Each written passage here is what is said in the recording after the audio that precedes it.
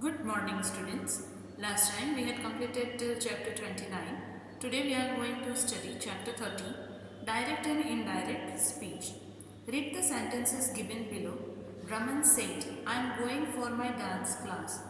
रमन ने कहा था कि मैं अपने डांस क्लास जा रहा हूँ. The words in blue are exactly what Raman said. ये जो ब्लू कलर से आप वर्ड्स देख रहे हो वो कौन से वर्ड्स हैं जो रमन ने बोले थे. एग्जैक्टली वही वर्ड्स हैं. In the above sentence, we are reporting exactly the same words used by the speaker. ऊपर जो हमने सेंटेंस देखा उसमें हम exactly स्पीकर ने जो कहा है वही वर्ड्स रिपोर्ट कर रहे हैं. When you report the exact words as used by the speaker, it is said to be in direct speech. जो स्पीकर ने बोले हैं एग्जैक्ट वही वर्ड्स जब हम रिपोर्ट करते हैं तो उसको हम डायरेक्ट स्पीच कहेंगे. Now read the pair of sentences given below. A. Ragini said, I am going to Lucknow the next day. Ragini ने कहा था कि मैं नेक्स्ट डे लखनऊ जाऊंगी. Ragini said that she was going to Lucknow tomorrow. Ragini ने कहा था कि वो कल लखनऊ जाएगी. Both sentence A and B mean the same but are written differently. दोनों सेंटेंस है उसका मीनिंग सेम है. दोनों ही सेंटेंस का मीनिंग सेम है बट उसको डिफरेंटली लिखा गया है. In sentence a direct speech has been used. The exact words of the speaker are reported. तो ए सेंटेंस है उसमें स्पीकर मीन्स रागिनी ने जो वर्ड्स बोले थे वही वर्ड्स यूज़ किए हैं. डायरेक्ट स्पीच में हमने उसको लिखा है. But this is not the case in sentence B. The exact words of the speaker are not used. This is indirect speech. B sentence है उसमें एग्जैक्ट वर्ड्स स्पीकर के यूज़ नहीं किए गए हैं. ये इनडायरेक्ट स्पीच है. When the exact words of the speaker are not reported but the meaning is kept the same while reporting, it is said to be indirect speech. जब exact word speaker के use नहीं करते हैं हम report करने के time पे but meaning उसका वैसा ही रखते हैं तो वो इनडायरेक्ट स्पीच है. Exercise A. Tick right the sentences in direct speech in each passage. तो हमें 2 ऑप्शंस दिए हैं दोनों ही सेंटेंसेस की जो पेयर है उसमें और हमें सिर्फ डायरेक्ट स्पीच जो है उसी के सामने टिक करना है. First, Raja said I am not well today. Raja said that he was not well that day. Raja ने कहा था मैं आज ठीक नहीं हूँ एंड राजा ने कहा था कि वो उस दिन ठीक नहीं था. तो हम देख सकते हैं कि जो फर्स्ट सेंटेंस है उसमें एग्जैक्ट वर्ड्स यूज़ हुए हैं मीन्स वो डायरेक्ट स्पीच है. सो उसमें हम टिक करेंगे. Second, the teacher said that they were going for a picnic. Teacher ने कहा था कि वो लोग पिकनिक पे जाएंगे. The teacher said we are going for a picnic. Teacher ने कहा था कि हम पिकनिक पे जाएंगे. तो यहाँ जो सेकेंड सेंटेंस है उसमें स्पीकर मीन्स टीचर है उसके एग्जैक्ट वर्ड्स यूज हुए हैं तो वो डायरेक्ट स्पीच है. डायरेक्ट स्पीच है वो हमें और एक चीज़ से पता चलता है जब हम देखते हैं कि इन्वर्टेड कोमास में वर्ड्स लिखे गए हैं. इन्वर्टेड कोमास में वर्ड्स कब लिखे जाते हैं जब स्पीकर के वर्ड्स एग्जैक्टली वैसे यूज होते हैं तब. Remember, direct speech quotation marks are used to mark the words of the speaker. आपको ब्रैकेट में कोटेशन मार्क्स दिखाए हैं. इसका यूज़ किया जाता है डायरेक्ट स्पीच में स्पीकर के वर्ड्स के आगे और पीछे. Second, that is not used. The words are reported directly. That word का यूज़ नहीं होता है. Third, a comma is used before the opening quotation mark or we can say after the verb of speaking. comma use होता है quotation mark के पहले या फिर जो speaking का verb है उसके बाद. Fourth, the first word of the speaker begins with a capital letter. Speaker ने जो वर्ड्स बोले हैं उसका पहला लेटर कैपिटल लेटर होगा. 5, the closing quotation mark is used after the full stop और एक्सक्लेमेशन मार्क और question mark at the end of the sentence. Sentence के एंड में हम फुल स्टॉप, एक्सक्लेमेशन मार्क या क्वेश्चन मार्क जो भी use करें उसके बाद क्लोजिंग कोटेशन मार्क यूज़ होते हैं. Indirect speech first, quotation marks are not used. Quotation mark use नहीं होते हैं. Second, That is usually used after the verb of speaking. Example, asked that, said that, whispered that. तो that word का use होता है. Third, the pronouns in the exit words of the speaker usually change. I, direct, may become, example, he, she. You, indirect, may become he or she. जो direct speech के pronounce है वो indirect में change हो जाते हैं. आई है उसका ही या शी हो सकता है, फिर यू है उसका भी ही और शी हो सकता है, ऐसे. 4. The tense of the words of the speaker usually changes. Is direct में चेंज टू was indirect. जो स्पीकर के वर्ड्स है उसका टेंस चेंज हो जाता है. is है तो उसका was हो सकता है. 5. Interrogatory and exclamatory sentences, direct speech, may change to assertive or declarative indirect speech. Interrogative sentence है या एक्सक्लेमेटरी सेंटेंस है वो डायरेक्ट स्पीच में लिखे हैं तो उनको चेंज करें इनडायरेक्ट में तो वो असर्टिव मीन्स डिक्लेरेटिव सेंटेंस भी बन सकते हैं. Changes in verbs while changing the sentence into indirect speech keep the following points in mind. जब भी आप डायरेक्ट से इनडायरेक्ट स्पीच में सेंटेंस को चेंज करें तो आपको कुछ पॉइंट्स याद रखने हैं. First, if reporting verb is in present tense then there is no change in reported speech. अगर रिपोर्टिंग वर्ब है वो प्रेजेंट टेंस में है तो जब हम रिपोर्टेड स्पीच लिखते हैं तो उसके टेंस में कोई चेंज करना नहीं है. Example, the teacher says the class is going for a picnic on Monday. Teacher कह रहे हैं कि क्लास मंडे पिकनिक में जाएगा. तो यहाँ पे आप देख सकते हो कि द टीचर के बाद सेज लिखा है, वो रिपोर्टिंग वर्ब है तो वो रिपोर्टिंग वर्ब प्रेजेंट टेंस में है, सेज प्रेजेंट टेंस है, इसलिए जो रिपोर्टेड स्पीच है उसमें कोई हम टेंस चेंज नहीं करेंगे. The teacher says that the class is going for a picnic on Monday. If the reporting verb is in past tense then the reported speech will also change in past tense. अगर reporting verb past tense में है तो क्या होगा, reported speech है उसका भी tense change होगा, past होगा. Example, the teacher said you are very naughty.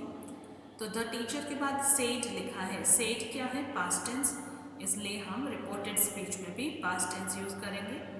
The teacher said that I are की जगह was, I was very naughty. तो पास्ट टेंस यूज किया है, आर प्रेजेंट टेंस होता है बट हम वॉज लिखेंगे. उसका रीजन क्या है, सेड, जो रिपोर्टिंग वर्ब है वो पास्ट में है, that's why. Third, if said to, say to और will say to is used in the reporting verb then it will change into told, tell और विल टेल रिस्पेक्टिवली. अगर said to ऐसा reporting verb use हुआ है तो said to का told हो जाएगा. से टू ऐसा दिया है तो टेल होगा. विल से का विल टेल होता है. Example, the old man said to the girl I will tell you a story. Old man ने गर्ल को कहा था कि मैं तुम्हें स्टोरी बताऊंगा. यहाँ पे सेड टू यूज हुआ है तो उसका told. The old man told the girl that he would tell her a story. Changes of tense, tense में कैसे चेंजेस होते हैं. Direct speech, first, I am taking this umbrella with me said Raja. तो यहाँ पे रिपोर्टिंग वर्ब सेड है, means past है तो हम भी वैसे ही लिखेंगे, Raja said that he was taking the umbrella with him. तो एम टेकिंग का was taking. Second, I gave the monkey a banana said Ragini. Ragini ने कहा था कि मैंने मंकी को एक बनाना दिया था. यहाँ पे सेड है, रिपोर्टिंग वर्ब वो पास्ट में है तो हम लिखेंगे Ragini said that she had given the monkey a banana. Give simple past है तो हम पास्ट परफेक्ट यूज करेंगे, had given. Third, the class will be given a special prize said the principal. Principal ने कहा था कि क्लास को special prize दिया जाएगा तो यहाँ पे विल का वुड हो जाएगा. The principal said that the class would be given a special prize. 4. The sun is the star nearest to the earth said our geography teacher. हमारे geography teacher ने कहा था सन है वो अर्थ के सबसे नियरेस्ट वाला स्टार है.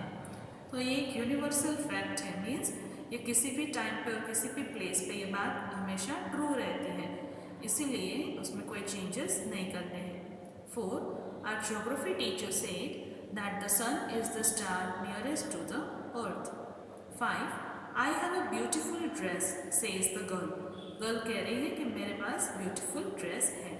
तो सेज है वो रिपोर्टिंग वर्ब है और वो प्रेजेंट टेंस में है, इसलिए हम प्रेजेंट टेंस में लिखेंगे. 5. The girl says that she has a beautiful dress. 6. I go for a walk every day, said my grand mother. मेरे ग्रैंड मदर ने कहा था कि मैं हर रोज़ वॉक करने के लिए जाती हूँ. तो यहाँ पे सेड पास्ट में है, इसलिए हम उसको पास्ट में लिखेंगे. 6. My grandmother said that she goes for a walk every day. Exercise B. Match correctly. हमें डायरेक्ट और इनडायरेक्ट स्पीच को मैच करना है. First, we want these toys, said the children. Children ने कहा था कि उनको ये टॉयज चाहिए. इसका करेक्ट आंसर है सी. The children said that they wanted those toys. Second, I'm baking a cake for you, Shalini said to her sister. Shalini ने अपनी सिस्टर को कहा था कि मैं तुम्हारे लिए एक केक बेक कर रही हूँ. इसका करेक्ट आंसर है D. Shalini told her sister that she was baking a cake for her. Third, they are students of my class, said mister Narayan. Mister Narayan ने कहा था कि वो मेरे क्लास के स्टूडेंट्स हैं. तो इसका करेक्ट आंसर है A. Mister Narayan said that they were students of his class. 4. The sun rises in the east and sets in the west, said the teacher. Teacher ने कहा था कि सन है वो ईस्ट से राइज होता है एंड वेस्ट में सेट होता है. इसका करेक्ट आंसर है B. The teacher said that the sun rises in the east and sets in the west. Exercise C. Rewrite the sentences correctly using comma, inverted commas and capital letters. हमें sentences हैं उनको rewrite करना है और उनमें comma, inverted comma, capital letters correctly use करने हैं. First, Roma said it is raining today. तो हमें पता है कि रिपोर्टिंग वर्ब है, उसके बाद कॉमा होना चाहिए और स्पीकर ने जो वर्ड्स बोले हैं उनको हमें quotation marks means inverted comma में पुट करना होता है. स्पीकर के जो एग्जैक्ट वर्ड्स हैं वो जहाँ से स्टार्ट होते तो उसका फर्स्ट लेटर कैपिटल होना चाहिए. सो रोमा सेड, उसके बाद कोमा, फिर कोटेशन मार्क में रोमा के वर्ड्स आएंगे इट इज़ रेनिंग टुडे और इट का आई है वो कैपिटल होगा. Second, they said to the boy you are too small to play with us. उन्होंने बॉय को कहा था कि तुम बहुत छोटे हो हमारे साथ खेलने के लिए. तो they said to the boy, ये वर्ड्स हैं, उसके बाद कोमा आएगा. जो कोटेशन मार्क जहाँ पे हम लगाएंगे वो कौन से वर्ड्स होते हैं, स्पीकर के एग्जैक्ट वर्ड. तो दे मीन्स उन लोगों ने क्या कहा था, you are too small to play with us, तो वो कोटेशन मार्क में आएगा. एंड यू है उसका Y capital. She said the wind is blowing softly. उस गर्ल ने कहा था कि विंड सॉफ्टली ब्लो हो रही है ना. इसमें हम क्या करेंगे, शी सेड, उसके बाद कोमा, फिर कोटेशन मार्क में उस गर्ल ने कहे हैं वो वर्ड्स आएंगे. The wind is blowing softly and quotation mark complete. 4. The policeman said I catch criminals. Policeman ने कहा था कि मैं क्रिमिनल्स को पकड़ता हूँ. द पुलिसमैन सेड कोमा, फिर उसने जो वर्ड्स बोले हैं वो कोटेशन मार्क में आएंगे. आई कैच क्रिमिनल्स और उसमें I capital. 5. Mona said to Roma. Mona ने रोमा को कहा था Meeta is sad today. Meeta आज सैड है. जब भी रिपोर्टिंग वर्ब के बाद अगर कोई ऑब्जेक्ट है मीन्स जो सुन रहा है वो वाला पर्सन भी लिखा हुआ है तो उसके बाद हम कोमा पुट करते हैं. So Mona said to Roma comma, और मोना ने जो वर्ड्स कहे वो कोटेशन मार्क में. मीता इज सैड टुडे और मीता है उसका एम कैपिटल होगा. सो ये चेंजेस हमें करने होते हैं जब हम डायरेक्ट स्पीच में लिखते हैं तब. Today we are keeping till here. I hope you have understood the concepts and the exercises I explained. Thank you.